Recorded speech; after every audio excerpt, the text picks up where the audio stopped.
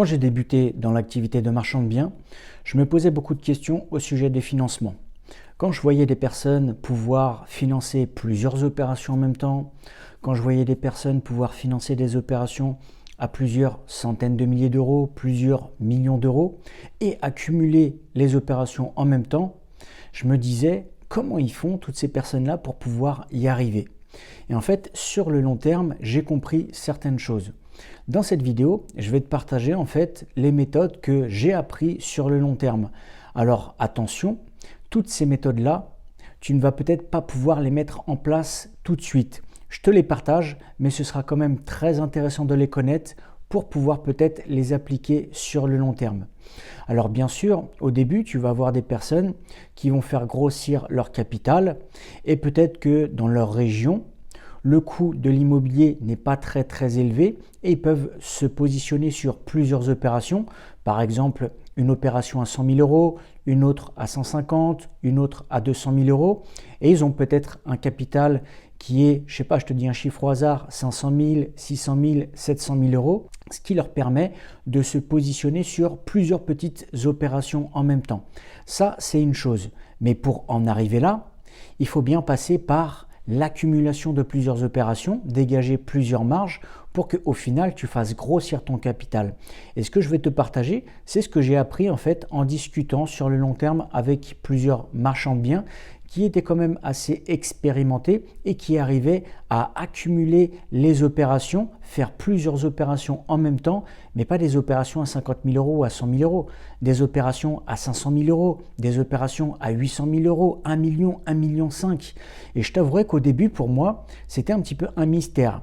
Et sur le long terme, j'ai commencé à comprendre en leur posant des questions comment ils arrivaient à faire ça. Ce que je vais te partager, peut-être que toi au début, là tout de suite maintenant, tu ne pourras pas le mettre en place, mais c'est toujours intéressant de les savoir. Alors déjà, une des premières choses, ça va être la banque. Souvent, je répète qu'en fait, il faut créer une relation sur le long terme avec une banque. Ça, c'est vraiment très important parce que ça va être un élément qui va être décisif pour que tu puisses te positionner sur plusieurs opérations. La banque, il y a plusieurs choses. Déjà, pour pouvoir multiplier les opérations, qu'est-ce que tu peux faire?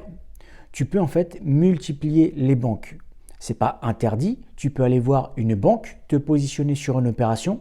Aujourd'hui, la banque, elle va te dire, moi je vous finance cette opération-là. Peut-être que si tu vas la voir une deuxième fois, 2 mois, 3 mois ou 4 mois après et que tu n'as pas clôturé ta première opération que tu as avec elle, elle va te dire non là monsieur, je ne vous finance pas une deuxième opération, il faut qu'il y ait cette première opération qui soit clôturée.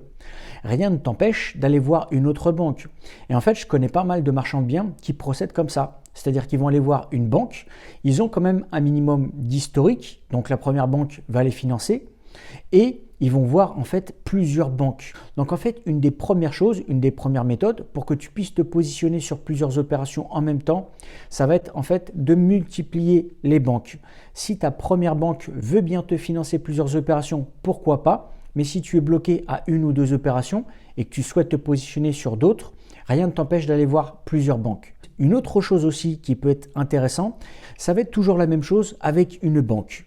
Mais par contre là, tu vas faire quelque chose de différent. C'est-à-dire que tu vas essayer de travailler soit avec une banque ou deux, tu ne vas pas en multiplier 3 ou 4, mais tu vas juste essayer de te focaliser sur une ou deux banques grand maximum. Et en fait, avec les deux banques que tu vas avoir, tu vas ouvrir une ligne de crédit. Alors, à ne pas confondre avec la ligne de crédit classique que tu vas ouvrir quand tu vas faire une demande de financement. C'est le terme que l'on emploie quand on va faire une demande de financement. La banque, imaginons, tu empruntes 100 000 euros à la banque, elle va t'ouvrir une ligne de crédit de 100 000 euros et grâce à cette ligne de crédit-là, eh bien, tu pourras financer ton opération. Mais en fait, on va dire qu'il y a deux formes de ligne de crédit. Il y a la première que je viens de te citer et il y a l'autre ligne de crédit. Et cette ligne de crédit-là, c'est vraiment pour des marchands de biens qui sont un petit peu plus expérimentés et où tu as vraiment une relation de confiance qui s'est instaurée avec la banque. Ce que je veux dire par là, c'est quoi? C'est qu'en fait, elle peut t'ouvrir une ligne de crédit de plusieurs centaines de milliers d'euros. Et cette ligne de crédit-là, elle va te servir à financer plusieurs opérations. L'avantage qu'il y a là-dessus, qu'est-ce que ça va être? Ça va être que déjà d'une, tu vas pouvoir tirer de l'argent sur cette ligne de crédit. Imaginons, tu as une ligne de crédit à 500 000 euros. Eh bien, cette ligne de crédit, tu sais que tu l'as de côté. Ton banquier, il sait qu'il t'a ouvert cette ligne de crédit et toi, en fait, à chaque fois que tu vas vouloir te positionner sur une opération, bien sûr, ça va être des opérations qui sont intéressantes, qui sont rentables, eh bien, tu pourras tirer sur cette ligne de crédit et tu n'auras pas, en fait, besoin de monter un dossier complet à chaque fois pour pouvoir te positionner sur une opération. Et ça, c'est super intéressant. Et tu as pas mal de marchands de biens qui utilisent en fait ce système-là pour se positionner sur plusieurs opérations, mais en plus pour se positionner sur des opérations où ils ne vont pas mettre de conditions de financement pour pouvoir financer le bien. Et ça, c'est super intéressant.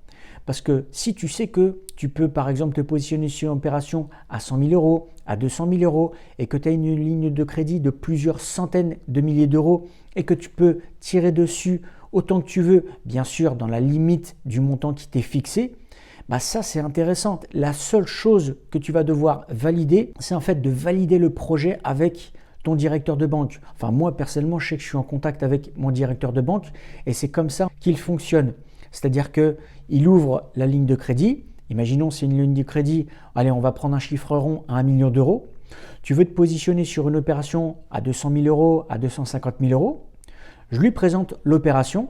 Il y a déjà un dossier en amont qui a été monté. Lui, il me donne en fait un accord. Il me dit voilà, là tu peux tirer sur ta ligne de crédit, pas de problème, je te valide le projet. Si par exemple 2 mois après, je vais me positionner sur une autre opération à 200 000 ou 250 000 ou même plus, qui bien sûr reste dans le montant qui a été fixé, je lui présente le projet, mais sans, comme je t'ai dit, monter tout un dossier complet avec toute la paperasse et tout le temps que ça peut prendre pour valider le dossier et que les fonds soient débloqués.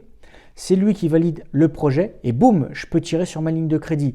Et ça, en fait, c'est une autre façon que certains marchands de biens vont utiliser pour pouvoir se positionner sur plusieurs opérations en même temps, mais également se positionner sur des opérations sans conditions de financement. Et là maintenant, je vais te partager une autre chose aussi qui peut être intéressante. Et j'ai rencontré pas mal de marchands de biens qui utilisaient cette méthode-là. Elle n'est pas donnée à tout le monde. Peut-être que sur le long terme, tu pourras la mettre en place, mais quand tu vas réussir à mettre en place cette méthode-là, je t'avouerai que ça peut même être encore mieux que ce que je viens de te partager juste avant. C'est en fait de trouver un investisseur privé. Alors tu vas me dire, trouver un investisseur privé, c'est pas si facile que ça. Oui, je te l'accorde, mais quand tu vas réussir à trouver cet investisseur privé, ça va être beaucoup plus facile pour te positionner sur des opérations. Alors quand je te dis un investisseur privé, je ne te parle pas non plus de quelqu'un qui a 100 000 euros de côté, 200 000 euros de côté et qui va se positionner avec toi sur une opération. Vous allez être en association et après vous allez peut-être partager la marge. Ça, c'est une chose. Moi, je te parle d'un vrai investisseur privé qui par exemple peut avoir 1 million d'euros, 2 millions d'euros, 3 millions d'euros ou même plus. Tu en as certains, ils ont de l'argent qui dorment.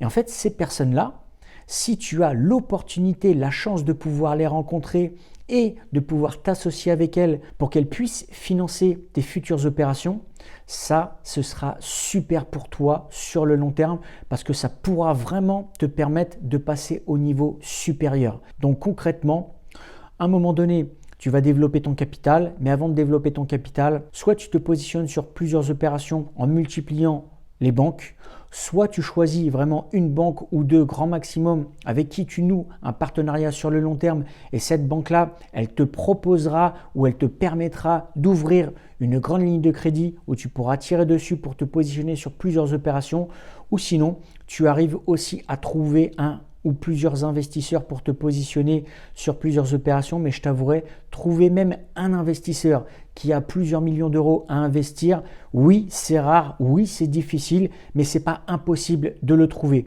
Et dans ton activité, si vraiment tu es professionnel, si tu t'es déjà positionné sur quelques opérations, que tu as fait tes preuves, eh bien peut-être que cette personne-là, elle acceptera de faire un coup d'essai avec toi. Et si ce coup d'essai marche bien, eh bien il n'y a aucune raison qu'elle ne répète pas l'opération. Je te remercie d'avoir regardé la vidéo jusqu'ici. N'hésite pas à t'abonner à la chaîne si l'achat-revente de biens immobiliers t'intéresse. C'est le sujet principal de cette chaîne au sujet de l'immobilier et plus particulièrement de l'achat-revente. N'hésite pas aussi à mettre un petit like, ça me fait toujours plaisir.